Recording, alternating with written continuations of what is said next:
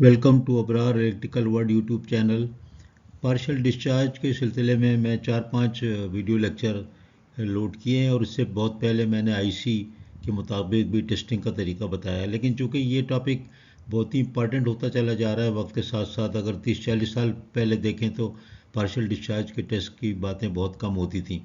लेकिन अब जो है, चूँकि पार्शियल डिस्चार्ज एक ऐसे टेस्ट है और इसके ऐसे ऐसे मेथड निकल आए हैं जो कि आप ऑनलाइन भी टेस्ट कर सकते हैं, ऑफलाइन भी कर सकते हैं।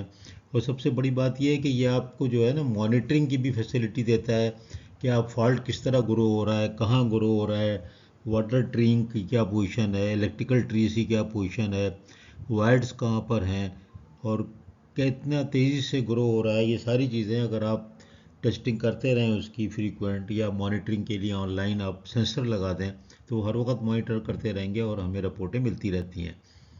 तो इसकी नई नई टेक्नोलॉजी निकलने से ये फ़ायदा हुआ है कि ये एज ए मॉनिटरिंग टूल भी इस्तेमाल होता है और ये इससे पता चलता है कि फ़ॉल्ट किस तरह डेवलप हो रहा है और उसके हिसाब से आप एक्शन भी ले सकते हैं। और जाहिर है कि आप देखें ना, पार्शियल डिस्चार्ज क्या है, वो एक उर्दू में कहें तो चिंगारी है ना। और चिंगारी जब कहीं पर होती है, आप देखते हैं ना, कोरोना कोरोना भी एक टाइप ऑफ पार्शियल डिस्चार्ज है। क्या होता है उसके अंदर देखें आवाज़ होती है, तो आवाज़ को भी यूज़ कर सकते हैं ना उसको आवाज़ की एक फ्रीक्वेंसी होती है, उसकी भी कोई फ्रीक्वेंसी होगी ख़ास, उसके हिसाब से कर सकते हैं। कभी कभी वो फ्रीक्वेंसी बहुत लो हो जाती है तो इंसानी आँख नहीं सुन सकती, यानी कि इतनी हल्की हल्की हल्की कह रहे हैं चुटुर पुटुर जैसे हो, और आप हम इंसान जो है उसको नहीं सुन सकते, यानी कि सब सोने की रेंज में चली गई। तो वो हमारे पास ज़ाहिर है कि फ्रीक्वेंसी इक्विपमेंट तो ऐसे होते हैं ना कि जो उसको डिटेक्ट कर लें और पता चले कि हाँ भाई। इस तरह आप देखें, जब भी कहीं पर कोई चिंगारी होगी, यानी कि मैं उर्दू में इसको कह रहा हूँ ना पार्शियल डिस्चार्ज को, तो वहाँ पर आवाज़ तो हो गई, वहाँ पर फिर लाइट भी तो होगी ना। इसका मतलब है लाइट के भी सेंसर इस्तेमाल कर सकते हैं हम, तो लाइट के भी सेंसर होते हैं। और इसके अंदर फिर जाहिर है कि जब कोई इलेक्ट्रिकल सिस्टम है और डीआयोनाइजेशन हो रहा है, उसके अंदर इलेक्ट्रोमैग्नेटिक पल्स और वेव्स भी प्रोड्यूस होती हैं जो कि ट्रैवल भी कर सकती हैं गैस में भी, एयर में भी। और उनको आप बाहर से ही सेंस करके आप उनमें ऐसे सेंसर लगा दें कि बाहर से ही, यानी कि सर्किट ब्रेकर के बाहर से, जीआईएस के बाहर से, केबल के बाहर से, तो आप उसको भी डिटेक्ट कर सकते हैं। तो जो इसके अंदर है स्लाइड में मैंने पूरा आपको समरी बता दी है ये इसके अंदर। अब आप जब स्लाइड देखेंगे तो मुझे बहुत ज़्यादा इसके ऊपर मेहनत नहीं करनी पड़ेगी।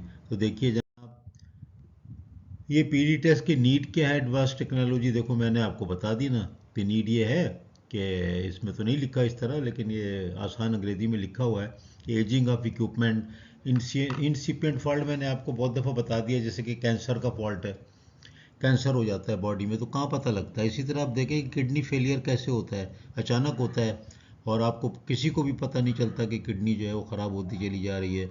इसी तरह से शुगर का क्या होता है, वो भी अंदर अंदर इंसान को खाता जाता है और उसके बाद आप देखें कि शुगर का पेशेंट को किडनी ख़राब और हार्ट का प्रॉब्लम हो गया। मैं मिसालें इंसान के हेल्थ से देता हूँ, क्योंकि नेचर का जो बिहेवियर है, कुदरत का जो बिहेवियर है वो हर के साथ तकरीबन एक जैसा ही होता है।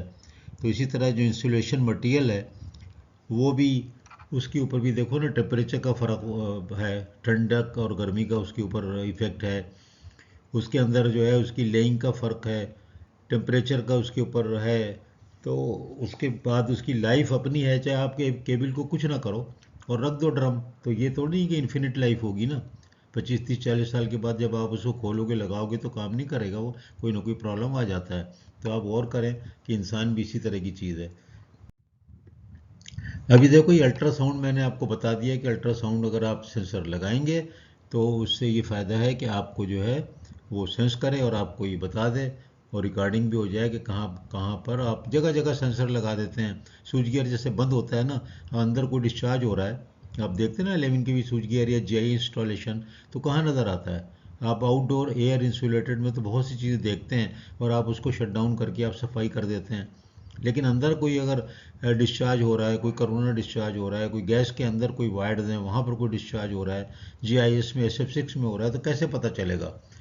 तो ये जो केबल के ऊपर हो रहा है, तो ये जो है ना, अगर इतनी कम इंटेंसिटी का है कि ना उसमें इतनी ज़ोर की आवाज़ हो रही है ना उसमें बहुत की लाइट हो रही है, तो फिर उसके लिए देखें ना आप ये अल्ट्रासाउंड किस्म की चीज़ें लगा लें। तो मैंने इसके मुतालिक आपको बता दिया। ये बड़ी आसान चीज़ें हैं। फिर ये देखें, ये जो सिग्नल है इंटरनल डिस्चार्जेस के लिए ये बहुत इफ़ेक्टिव है। तो ये सेंसर जो है, ये ट्रांजिएंट अर्थ वोल्टेज इसको कहते हैं, TEV। इसमें मैंने कहीं पे लिखा नहीं है, मेरा ख्याल है, या लिख दिया है। बहरहाल TEV ये है, इसका पूरा बनता है ट्रांजिएंट अर्थ वोल्टेज। और ये एक किस्म के पल्सेस होते हैं, जनरेट होते हैं, और कैपेसिटिव कपलिंग के ज़रिए इसको बाहर से ही आप ले सकते हैं। यानी जैसे आप GIS देखते हैं ना, मुख्तलिफ चैम्बर होते हैं, उसके बीच में एक फ्लैंज लगा होता है, फ्लैंज के बीच में एक डिस्क होती है, वहाँ डिस्क के ऊपर आप सेंसर लगा दें बाहर, तो वहाँ से वो गैसकिट के ज़रिए से आप ले सकते हैं। तो ये TEV का पूरा इसमें मैंने नहीं लिखा, लिख दूंगा। तो ये देखें, ये भी एक तरीका हो गया आपके सेंस करने का। कितना एडवांस टेक्नोलॉजी है सारी। आप इसके मुतालिक और ही पढ़ सकते हैं। मैं तो आपको एक लेक्चर छोटा बनाने के सिलसिले में रहता हूँ, ताकि अगर आपको यूज़ करना हो तो आप कोई उसकी प्रोडक्ट पे जाएं जिस कंपनी का आपके पास है, आप उसको इस्तेमाल करें। लेकिन इंटरव्यू, वाइवा, जनरल नॉलेज और इसके लिए और आपके फील्ड में मालूमात होने के लिए ये बहुत ज़रूरी है कि आपको मालूम हो। फिर देखें, और लेटेस्ट आ गई आपके पास चीज़ें कि हाई फ्रीक्वेंसी करंट ट्रांसफार्मर और रेडियो फ्रीक्वेंसी करंट ट्रांसफार्मर। अब यहाँ पर ये मौका नहीं है कि हम जो है हाई फ्रीक्वेंसी ट्रांसफार्मर को डिस्कस करें, वो एक अलग टॉपिक हो जाएगा। रेडियो फ्रीक्वेंसी करंट ट्रांसफार्मर को करें, वो अलग टॉपिक हो जाएगा। यहाँ पर टॉपिक ये है कि जो इससे भी आप पल्सेस को या PD सिग्नल को आप मेजर कर सकते हैं, और आप इससे आप फॉल्टी PD यानी पार्शियल डिस्चार्ज जो फॉल्ट है उसको भी डिटेक्ट कर सकते हैं। तो ये मेरा ख्याल है कि काफ़ी, इतना छोटी वीडियो बनाना चाह रहा था मैं, 7 मिनट हुए हैं। तो इसको शेयर कर दें, लोगों को बता दें, तो इंशाल्लाह। और आपकी इत्तला के लिए मैं सीक्वेंस कंपोनेंट पे आ रहा हूँ, और अल्टरनेटर, ट्रांसमिशन लाइन और जनरेटर और ट्रांसफार्मर, ख़ास तौर पे उसके sequence network banana, positive, negative and zero, जो कि बेस लाइन होता है फॉल्ट कैलकुलेशन का।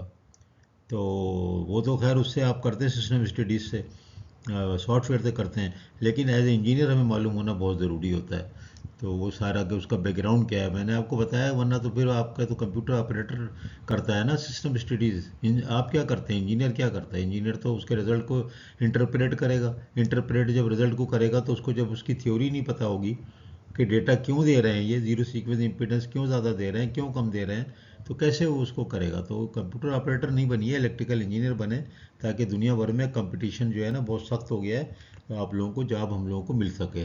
बहुत बहुत शुक्रिया।